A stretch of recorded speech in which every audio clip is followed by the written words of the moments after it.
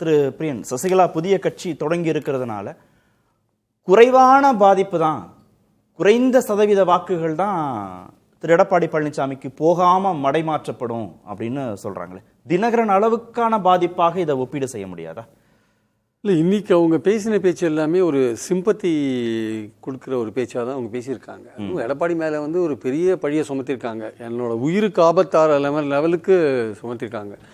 சென்னை ஜெயிலுக்கு என்னை ட்ரான்ஸ்ஃபர் பண்ணி தான் என்னோடய உயிருக்கே ஆபத்தாக போயிருக்கும், நான் அங்கேயே இருந்து நல்லதாக போச்சு அப்படின்னு சொல்லியிருக்காங்க. அது மட்டும் இல்லை, பரோல் கொடுக்கறதுல விஷயத்தை முதற்கொண்டு எல்லாத்துலேயுமே எவ்வளோ கெடுபிடி காமிச்சார் எடப்பாடின்னு. உண்மையிலே வந்து யோசிக்க வேண்டிய ஒரு விஷயம். அவங்க வந்து தியாகம் பண்ணிட்டு ஜெயிலுக்கு போகல, அதெல்லாம் ஒரு விஷயம். ஆனால் அவங்க எதுக்காக ஜெயிலுக்கு போனாங்க? ஜெயலலிதாவோட கூட இருந்ததுனாலும் ஜெயிலுக்கு போனாங்க. ஜெயலலிதாவோட கூட இருந்தாங்கல்ல, ஜெயலலிதாவும் ஒரு குற்றவாளியாக தானே இருந்தாங்க. சுப்ரீம் கோர்ட்டோட தீர்ப்பில் 564வது பேரான்னு நினைக்கிறேன், ரொம்ப தெளிவாக சொல்லியிருக்கு. A1ஓட A2 A3 A4 எல்லாமே சேர்ந்து இணைஞ்சிருந்ததுக்கான ஆதாரங்கள்லாம் பளிச்சுன்னு இருக்குது. ஆனால் A1 இறந்து போயிட்டாங்க, அதனால் அபேட்டட் அப்படின்னு ஒரு வார்த்தையை பயன்படுத்துகிறாங்க. இல்லாட்டி ஜெயலலிதா இருந்தால் அவங்களும் வந்து ஜெயிலுக்கு போயிருக்க வேண்டியங்க ஆக்சுவலாக. ஸோ அவங்களோட இருந்ததுக்காக இவங்களும் ஜெயிலுக்கு போனாங்க. இவங்க காரணமாக அவங்க காரணமாக இல்லை, மொத்தத்தில் 4 பேருமே குற்றவாளி தான். ஆனால் அவங்க இறந்து போயிட்டாங்க, அதனால் ஜெயிலுக்கு போகல. சில பேர் வந்து அவங்க குமாரசாமி ஜட்ஜ்மெண்ட் படி அவங்க விடுதலை ஆயிருந்தாங்க அப்படின்னாங்க. ஆனால் சுப்ரீம் கோர்ட் ஜட்ஜ்மெண்ட்டில் தெளிவாக இருக்குது, இறந்து போன ஒரே காரணத்தினால தண்டனை கொடுக்க முடியாதுன்ற காரணத்தில் அவங்க குற்றம் செய்யலைன்னு அவங்க சொல்லவே இல்லை. அந்த பாயிண்ட் அங்கே இருக்குது. ஸோ அதனால் இவங்க வந்து ஜெயிலுக்கு போனது வந்து இவங்க ஒரு பெரிய தியாகம் பண்ணிட்டு போனாங்களோ அதெல்லாம் ஒரு பக்கம் போக, இவர்கள் பதவியில் வைத்து விட்டு போன எடப்பாடி என்ன பண்ணாருன்னு தான் இங்கே பாயிண்ட்டு. அம்மா தாயே நீங்கள் தான் வரணும், நீங்கள் தான் ஜெனரல் செக்ரட்டரியாக வரணும்னு வரிசையாக நின்று எல்லோரும் காலில் விழுந்து போனீங்களே, எதுக்காக போனீங்க, ஏன் போனீங்க? இப்போ வீராவேசமாக பேசுகிறீங்களா, ஏன் பேசுகிறீங்க? அப்போவே நீங்கள் முடிவெடுக்க வேண்டியது தானே. ஓபிஎஸ் முடிவெடுத்தார்ல தர்மயுதம் பண்ணி, அப்போ எடப்பாடிக்கு எங்கே போச்சு? அவர் ஏன் காலில் விழுந்தார்? எல்லாருமே காலில் விழுந்தாங்கல்ல. அம்மா வாங்க, நீங்கள் தான் கட்சியை கவனிக்கணும், நீங்கள் தான் ஆட்சியை கவனிக்கணும். பாஜக உள்ள பூந்து வித்யாசாகர் ஒரு வாரம் இங்கே வராத பண்ணாங்க. அப்புறம் தீர்ப்பு வேறு விதமாக வந்தது. ஜெயலலிதாவே இருந்தாங்க வச்சுக்கோங்க, தீர்ப்பு அதே மாதிரி வந்ததுன்னா ஜெயலலிதாவை தான் 4 வருஷம் உள்ளவே இருப்பாங்க. நம்ம பாயிண்ட் என்னென்னா வந்து எல்லாம் அந்த காலகட்டத்தில் எல்லாம் இவங்க, ஏன்னா இவங்க வந்து 30, 25, 30 வருஷமாக அதிமுகவில் என்னவாக இருந்தாங்க, இவங்கெல்லாம் எப்படி அவங்கள அணுகிறாங்கன்னு எல்லாருக்கும் தெரிஞ்ச விஷயம். அவங்களுக்கும் இவங்களை பற்றி எல்லா ரகசியமும் தெரியும், இவங்கள பற்றியும் அவங்களுக்கு எல்லா ரகசியமும் தெரியும். அதனால் வந்து இதில் வந்து சும்மா வந்து அவங்க தியாகம் பண்ணாங்களா அதெல்லாம் இப்போ சொல்கிறதுல அர்த்தம் கிடையாது. 25 வருஷமாக என்ன இருந்தது உங்கள் பார்ட்டியில்? நீங்கள் சசிகலாவை நம்பி இருந்தீங்க. உங்கள் ஜெயலலிதா ஆர்டர்ஸ்லாம் கேரி பண்ணது யார், கொண்டு வந்து சொன்னது யார்? சசிகலா தானே சொன்னாங்க உங்களுக்கு. சசிகலா சொன்னபடி தான் நீங்கள் கேட்டு நடந்தீங்க. நீங்கள்லாம் வந்து அம்மாவை பார்த்தீங்களா? போயிட்டு அம்மாவை பார்க்கவே முடியல, நீங்கள் சசிகலாவை பார்த்துட்டு வந்தீங்க. அதனால் பாயிண்ட் அது இல்லை. பாயிண்ட் என்னென்னா அவங்க இன்றைக்கி அவங்க ஒரு விஷயம் கையில் எடுத்திருக்காங்க. பதவியில் வச்சுட்டு போன ஒருத்தர் இவங்களை அலட்சியப்படுத்திட்டாங்க. இல்லை, அதனால லாபம் இல்லை, அது ஒரு மற்றும் ஒரு ஃபார்வர்ட் பிளாக் அவ்வளவுதான் அப்படின்னு சொல்கிறேன். அந்த கம்யூனிட்டி கோபமாக இருக்குது சார் எடப்பாடி மேலே. நம்ம ஆட்கள் வந்து அதிமுகவில் ஒரு பவர்ஃபுல்லாக இருந்தாங்க. எடப்பாடி வந்துட்டு நம்ம கம்யூனிட்டி ஆட்களை தினகரன் ஆகட்டும் அல்லது ஓபிஎஸ் ஆகட்டும் சசிகலாவை பழி வாங்கிட்டாங்க. அது மட்டும் இல்லை, அந்த வன்னியர்களுக்கு 10.5 கொடுத்தது மூலமாக நம்ம கம்யூனிட்டி பாதிக்கப்பட வாய்ப்பு இருந்தது. நல்ல வேளையாக அது நடக்கலை. அதுலேயும் பார்த்தீங்கன்னா நம்ம கம்யூனிட்டியை குறி வச்சு அடித்தார் எடப்பாடி அப்படின்னு அந்த கம்யூனிட்டி கோபமாக இருக்குது.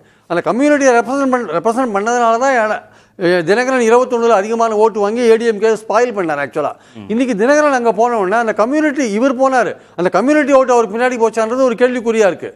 அப்போது அந்த இடத்துல அந்த கம்யூனிட்டி ஓட்டை யார் பிடிக்கிறதுன்னு ஒரு விஷயம் வரும்போது ஓபிஎஸும் சசிகலா வேலையில தனித்தனியாக போகிறாங்க. அப்போ அந்த கம்யூனிட்டி ஓட்டு வரப்போகிற எலெக்ஷனில் பிரிவுன்றதுல சந்தேகம் இல்லை. அது பிரியறதுனால ஏடிஎம்கேக்கு லாபம் இருக்கான்னு பார்க்கணும். தினகரனை நம்பி தினகரன் ஆதரவாளர்கள் திரு எடப்பாடி பழனிசாமிக்கு வாக்களிக்க மாட்டாங்களா? அந்த கம்யூனிட்டி கோபமாக இருக்குது சார். நீங்கள் போனாலும் நாங்கள் ஏன் அவருக்கு ஓட்டு போடணும்னு கேட்குறாங்க. நாங்கள் ஏன் அவருக்கு ஓட்டு போடணும்? சில பேர் போகலாம், கொஞ்சம் பேர் தினகரனுக்காக போகலாம், நான் இல்லைன்னு சொல்ல மறுக்கலை. அதனால் ஒட்டுமொத்தமாக அந்த ஓட் பேங்கே போகுமான்னு சொல்ல முடியாது. அந்த ஓட் பேங்க் இப்போ பிரிஞ்சிருக்கு, பிளவுபட்டு போயிட்டு. ஆக்சுவலாக ஓட் பேங்க் பிரிஞ்சிருக்கு, 3ஆக பிரிஞ்சிருக்கு. அது 3ஆக பிரிஞ்சதுனால வந்து திமுகவுக்கும் அந்த முழு ஓட் பேங்க் அந்த இது போகும்னு சொல்ல முடியாது. திமுகவுக்கு ஏற்கனவே அந்த கம்யூனிட்டிலேருந்து போன ஓட் பேங்க் போகும், கொஞ்சம் கூட ஓபிஎஸ் போகிறதுனால கொஞ்சம் போகும். சசிகலாவுக்கு கொஞ்சம் ஓட் பேங்க் போகும், தினகரனுக்கு கொஞ்சம் ஓட் பேங்க் போகும். அந்த கம்யூனிட்டி ஓட்டு 3ஆக பிரிஞ்சிருக்கிறது உண்மை. அதனால் இப்போ சசிகலா தனி கட்சி ஆரம்பித்து அவங்க வந்து எடப்பாடிக்கு எதிராக ஒரு கேண்டிடேட் போட்டு எடப்பாடியை தோக்கடிக்கிறதுக்கான முயற்சிகள் இறங்கினாங்கன்னா அந்த கம்யூனிட்டி பார்க்கும் யார் வந்து எடப்பாடியை தோக்கடிக்கிறது பெஸ்ட் கேண்டிடேட் யாருன்னு பார்த்து அவங்களுக்கு ஓட்டு போடுமே தவிர சசிகலாவுக்கும் கொஞ்சம் ஓட்டு போடும், ஜெயிக்கிற அளவுக்கு ஓட்டு போடுமான்னு சொல்ல முடியாது. ஆக்சுவலாக நோக்கம் என்னன்னா வந்து எடப்பாடியை தோக்கடிக்கணும். இன்ஃபேக்ட் இன்னைக்கு சசிகலா பேசினதுக்கு அப்புறம் எடப்பாடியை தோக்கடிக்கணும்ன்ற எண்ணம் அந்த கம்யூனிட்டிக்கு நிறைய வரும். ஆக்சுவலா இல்ல அப்படிதான் பார்ப்பாங்களா? எடப்பாடி பழனிசாமிக்கு எதிராக அப்படிதான் பார்ப்பாங்களா? அதிமுக ஆட்சியை வரவிடாம சசிகலாவும் பன்னீர்செல்வமும் பண்றாங்க, ஜெயலலிதா ஆட்சியை வரவிடாம பண்றாங்கன்னு திரு தினகரன் வைக்கிற அந்த வாதம் எடுபடாதா? கட்சியை ஒன்றுபடுத்த விரும்ப மாட்டேன்றாங்க எடப்பாடி அப்படின்னு தான் சொல்றாங்க. கட்சி துரோகின்ற வார்த்தையை பயன்படுத்துறாங்க. துரோகிகளையும் எதிரிகளையும். துரோகினா யார்? எடப்பாடி தான் துரோகி. ஸோ அம்மா ஆட்சிக்கு எதிராக இவர் நடத்துறத கட்சியே அம்மா கட்சி கிடையாது, இவர் வந்து எடப்பாடி அதிமுக நடத்துறாருன்னு தான் அவங்க பாயிண்ட். அப்படிதான் போறாங்க. ஆக்சுவலா இது அம்மாவுக்கு சம்மந்தம் இல்லாத ஒரு கட்சி தான் எடப்பாடி நடத்திட்டு இருக்காருன்னு அந்த ஆங்கிள் போறாங்க. மக்கள் என்ன தீர்ப்பு கொடுக்குறாங்க எடப்பாடிக்குன்னு பின்னாடி பார்க்கணும் சார். பட் நான் சசிகலா ஆங்கிள்லேருந்து அவங்க எப்படி ப்ரொசீட் பண்றாங்கன்னு பார்க்குறேன். அந்த ஆங்கிள் தான் அவங்க ப்ரொசீட் பண்றாங்க. அது வந்து மக்கள் எப்படி எடுத்துக்கிறாங்க? அந்த பகுதி மக்கள் 58 தொகுதியில் 16 தொகுதி தான் போன வாட்டி நீங்கள் ஏடிஎம்கே வின் பண்ணீங்க. பார்லிமெண்ட் எலெக்ஷனில் நீங்கள் வின்னே பண்ணலாங்க. இந்த ஏரியாவில் ஒன்றுமே நடக்கலை. இன்ஃபேக்ட் நீங்கள் 4-5 இடத்துல நீங்கள் டெபாசிட் உங்களுக்கு இழந்தீங்க. நீங்கள் நான் கன்னியாகுமரியில் 4வது இடத்துல வந்தீங்க. நீங்கள் அப்படிலாம் இருக்கும்போது இந்த வாட்டி வந்து எடப்பாடிக்கு வந்து இந்த மாதிரி ஓட்டு பிரியறது வந்து ஒரு வகையில் சாதகமாக கூட இருக்கலாம், சொல்ல முடியாது. ஏன்னா அந்த ஓட்டுக்கு. ஆனால் அதில் தான் நான் வந்து என்ன பார்க்குறேன்னா, சரி எடப்பாடி வந்து இந்த மாதிரி ஓட்டு பிரியும் போது எடப்பாடிக்கு ஆதரவாக அது போயிட போகிறது. அந்த கம்யூனிட்டி என்ன பண்ணணும்னா, எடப்பாடியை தோக்கடிக்கிறதுக்கு வலிமையாக இருக்கிற கேண்டிடேட் யார்? அது தாவேகா கேண்டிடேட்டாக கூட இருக்கலாம், அது திமுக கேண்டிடேட்டாக கூட இருக்கலாம். அவங்களுக்கு ஓட்டு போட்டு எடப்பாடியை தோக்கடி அப்படின்னு அந்த ஆங்கிளுக்கு தான் போவாங்களே தவிர வேற ஆங்கிளுக்கு போக மாட்டாங்க. ஏன்னா அவங்களுக்கு முக்கியமானது எடப்பாடியை தோக்கடிக்கணும். அப்புறம் அதிமுக கைப்பற்றது அடுத்த கட்டம். ஒரே லைன் சுருக்கமா, சசிகலா அவர்களை கட்சி விட்டு நீக்க சொன்னது ஓபிஎஸ்ங்க. தர்மயுத்த எடப்பாடி பழனிசாமி இல்ல. தர்மயுத்தத்துல அந்த ஓபிஎஸ் அணி வந்து இணையணும்னா ஒரே கண்டிஷன் ஓபிஎஸ் வச்சது, அந்த தினகரன் சசிகலா போன்றவர்கள் கட்சியை விட்டு நீக்கப்படணும். அந்த ஒரு கண்டிஷனை வந்து எடப்பாடி ஏத்துக்க மாட்டேன்னாரு. அவரோடு இருக்கிற அந்த சமுதாயத்தை சார்ந்தவர்கள் ஏற்றுக்கொள்ள மாட்டேன்னாங்க. இல்லைன்னா அரசாங்கத்துக்கு பிரச்சனை வந்துருங்கிறதுனால ஓபிஎஸ் கொடுத்த அழுத்தத்துல மட்டும்தான் அது நடந்தது. இதுக்கு ஓபிஎஸ்ஸையும் நீக்கியாச்சு, அப்புறம் சசிகலாவை சேர்த்துக்கிறதுல என்ன சிக்கல் இருக்கு? இல்ல நான் சொல்றது இன்னைக்கு அவங்க என்ன சார்ஜ் பண்றாங்கன்னா, எடப்பாடி பழனிசாமி அவங்கள கட்சி விட்டு நீக்கிட்டாங்க அப்படிங்கிறது தவறான வாதம். அடுத்து பிரியன் சார் சொன்னாரு சொத்து, ஜெயலலிதா அம்மாவும் இருக்கிறாங்கன்னு. அந்த அம்மா என்ன சொத்தை கொண்டு போனாங்க? இன்றைக்கும் சசிகலா குடும்பத்தினுடைய கட்டுப்பாட்டில் தான் அனைத்து சொத்துக்களும் இருக்குதே ஒழிய, ஜெயலலிதா அம்மாவை பொறுத்த வரைக்கும் போயஸ் கார்டனுக்கு இன்கம் டாக்ஸ் கட்ட முடியாம அது டாக்ஸ் டிபார்ட்மெண்ட் ஏலத்துக்கு விட்டுக்கிட்டு இருக்கு. உச்சநீதிமன்றம் ஜெயலலிதாவை விடுவிக்கல.